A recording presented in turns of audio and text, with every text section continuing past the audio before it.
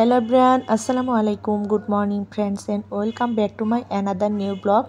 সবাই কেমন আছেন? আশা করছি যে যেখানে আছেন অনেক ভালো আছেন, সুস্থ আছেন।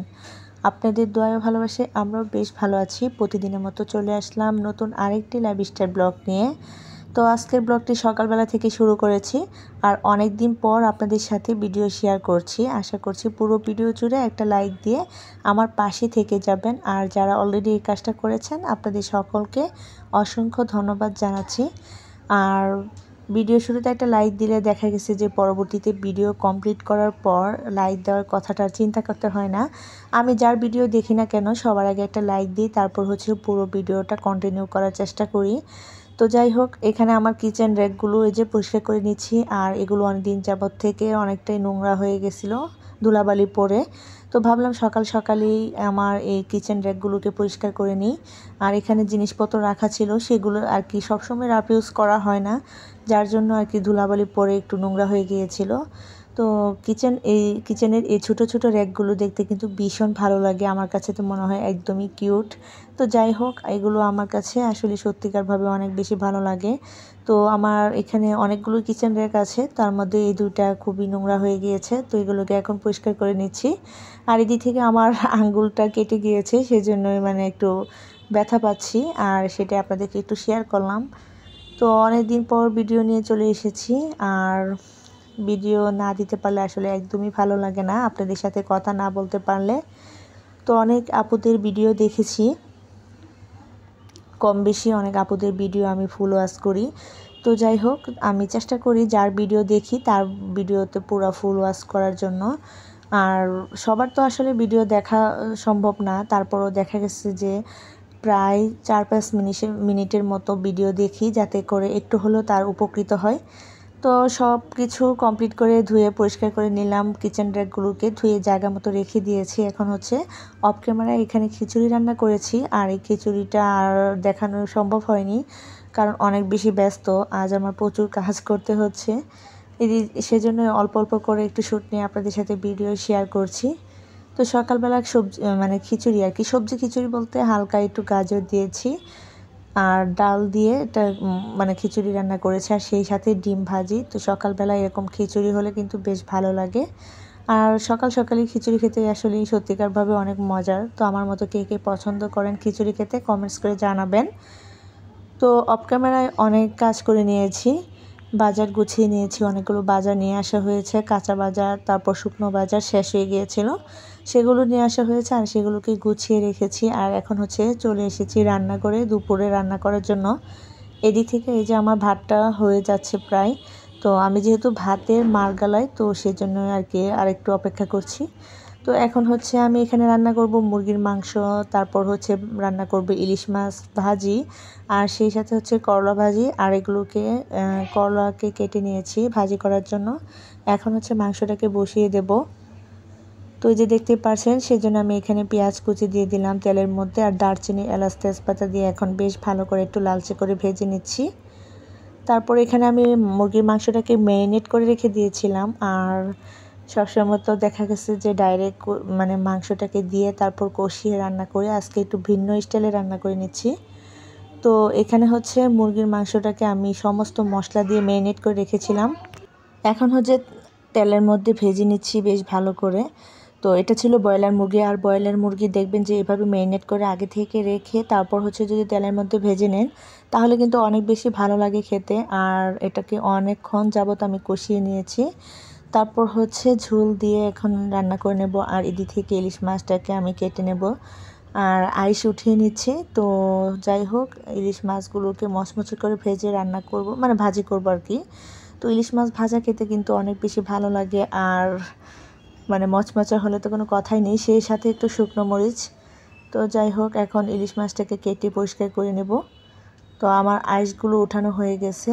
তো এই পর্যন্ত যারা আমার সাথে আছেন একটা লাইক দিতে ভুলে গেছেন, প্লিজ আপু ভাইরা লাইক দিয়ে পুরো ভিডিও জুড়ে পাশে থাকবেন, আপনাদেরকে আবারও মনে করিয়ে দিচ্ছি। তো ইলিশ মাছটাকে আমি কেটে ধুয়ে পরিষ্কার করে নিয়েছি। এখন হচ্ছে এদিক থেকে দেখেন আমার মুরগির মাংসটা রান্না হয়ে গেছে, অনেক বেশি সুন্দর একটা কালার এসেছে, আর অনেক লোভনীয় হয়েছে। আর কলা ভাজিটাও হয়ে গেছে, এখন হচ্ছে মাছটাকে ভেজে নেব। তো সেজন্য এখানে মাছের মধ্যে দিয়ে দিলাম একটু লবণ, পরিমাণ মতো দিয়ে দিলাম হলুদ আর মরিচের গুঁড়ো দিয়ে খুব ভালো করে মিশিয়ে নেব। আসলে ইলিশ মাছে তেমন কোনো মশলার প্রয়োজন হয় না, খুবই হালকা এবং কম মশলা দিয়ে ভাজা ভাজা করলে বেশ ভালো লাগে খেতে। ইলিশ মাছ যেভাবে রান্না করেন না কেন সেভাবে খেতে বেশ ভালো লাগে। তো আমার বাচ্চারা যেহেতু মাছ ভাজিটা অনেক বেশি পছন্দ করে, তাই তাদেরকে ভাজিটাই করে দিচ্ছি আর কি।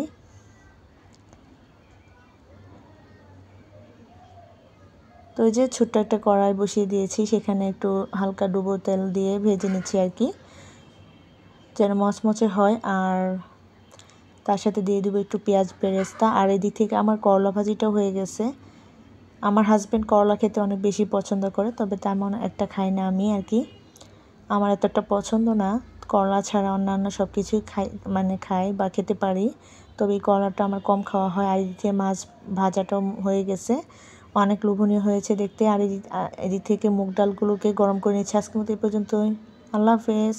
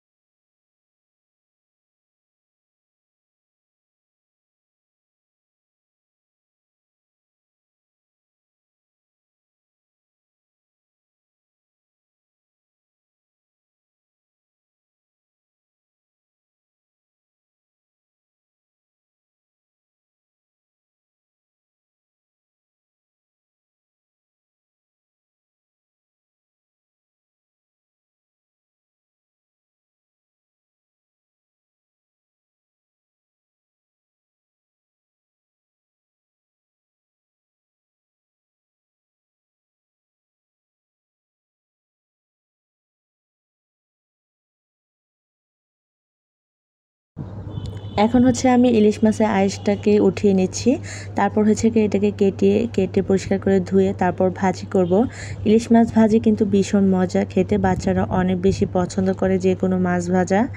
তো আমার কাছে ইলিশ মাছ ভাজা অনেক বেশি পছন্দের, আর সেই সাথে ঝাল ঝাল শুকনা মরিচ হলে তো কোনো কথাই নেই। তো আমার মতো কে কে ইলিশ মাছ ভাজা পছন্দ করেন? আমার মনে হয় এই জাতীয় মাছটা খেতে কিন্তু কম বেশি সবাই অনেক বেশি পছন্দ করে। তো যাই হোক, মাছটাকে আইস তো উঠিয়ে তারপর খুব সুন্দর করে ধুয়ে পরিষ্কার করে নিয়েছি। তার এদিক থেকে আমার মুরগির মাংসটা রান্না হয়ে গেছে, দেখতেই পারছেন আমার মুরগির মাংসের রান্নাটা কত লোভনীয় হয়েছে। তো যাই হোক, এরকম পাতলা ঝোল খেতে কিন্তু অনেক বেশি ভালো লাগে। আর করলা ভাজিটাও হয়ে যাচ্ছে প্রায়। তো এখন হচ্ছে ইলিশ মাছটাকে আমি মেখে নেব, আর সেজন্য দিয়ে দিচ্ছি এখানে মরিচের গুঁড়ো, দিয়ে দিচ্ছি হলুদের গুঁড়ো, আর হচ্ছে লবণ পরিমাণ মতো। এগুলো দিয়ে মাছটাকে ভেজে নেব, খুব ভালো করে মিশিয়ে নেব আলতো করে হাত দিয়ে। তো মাছ ভাজি বরাবরই আমার অনেক বেশি পছন্দের, আর ইলিশ মাছ হলে তো কোনো কথাই নেই। তো মাছটা খুব একটা বড় না, তবে মোটামুটি ছিল আর কি। তো যাই হোক, মাছ তো মাছই। তো ইলিশ মাছ ছোট হোক কিংবা বড় সেটা কিন্তু না, কিন্তু গ্রানটা কিন্তু কাছাকাছি হয়ে থাকে। তো যাই হোক, এই যে আমি মাছ ভাজিটা করে নিয়েছি একে একে। তো একটা ছোট্ট কড়াই নিয়েছি, সেখানে মাছটাকে মচমচে করে ভেজে নেব। আর ইলিশ মাছ মচমচা খেতে বেশ ভালো লাগে বরাবরই। আর এই যে আমার করলা ভাজিটা দেখেন একদমই ডান। তো পারফেক্ট একটা করলা ভাজি হয়েছে। আমার হাজব্যান্ড এরকম মচমচা করলা ভাজি খেতে অনেক বেশি পছন্দ করে। আর দেখেন ইলিশ মাছ ভাজাটা কত লোভনীয় হয়েছে, মাশাল্লাহ। এরকম ইলিশ মাছ ভাজা দিয়ে এক প্লেট ভাত খাওয়া যায়, গরম ভাত। তো আর কোনো কিছুই লাগে না, তারপরও অনেক কিছু করে ফেলেছি। আর এই ছিল আমার ডাল চচ্চড়ি। আজকের ভিডিওটা এই পর্যন্ত। আল্লাহ হাফেজ, আসসালামু আলাইকুম।